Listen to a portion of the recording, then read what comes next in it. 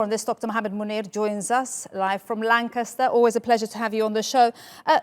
Dr Munir, I wonder why alarm bells aren't ringing, because we've seen tests before from China sold to the UK and Spain, and these have not had FDA Drug Administration approval, and 90 companies based in China are selling these tests to the US.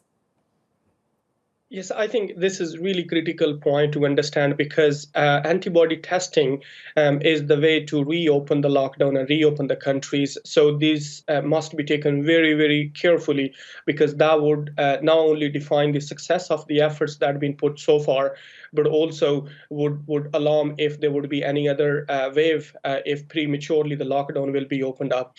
So the tests for antibodies required quite a lot of testing, validation, and confirmation before they are deployed in the field.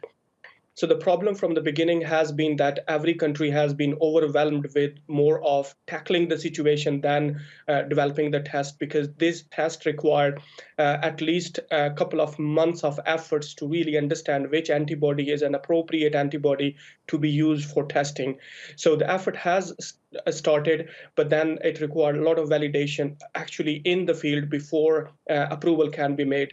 But as it seems like the demand is really high, and the countries those are producing, they are lower in number. Therefore, I think they are going ahead of the approval. And just very basically, how accurate are these antibody tests? There are different manufacturers and producers those are producing, but more or less they are falling between 80 to 90% effective. But that also means that 1 out of every 10 tested could go wrong, which could be a big number when you deploy in the field for testing the level of antibodies. For example, in Hinsberg in Germany, the first proposed study was to understand the proportion of the people who are positive for the antibodies, because majority of the people who go under infection, they are asymptomatic. So the only way to look into whether they have been infected is to look for the antibodies. So they define like 500 people, and out of that 15% were positive. So that is a good proportion in terms of the infection rate overall. But that isn't sufficient enough to release the restrictions, because you have to have at least 60% immunity in the population. So if these tests are not effective, that also means that you are taking the whole scenario in the wrong direction. Indeed. And we've got about 40 seconds to go. I wonder, because we don't have a vaccine for the common cold or even SARS, so how confident are you that we can actually get a vaccine or a cure for COVID-19?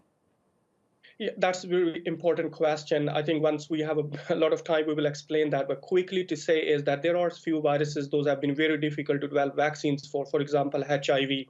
In the last 20 years, we are struggling. No one has a proposed vaccine. But for the coronaviruses, these are different viruses. So they have a very good surface protein. Those are predetermined based on other studies. So they are highly likely that we will have a very good vaccine for this coronavirus. All right, highly likely. I like that. Optimistic. Dr Muhammad Munir, thank you very much indeed. And do stay with us here on TRT World. Bye-bye for now.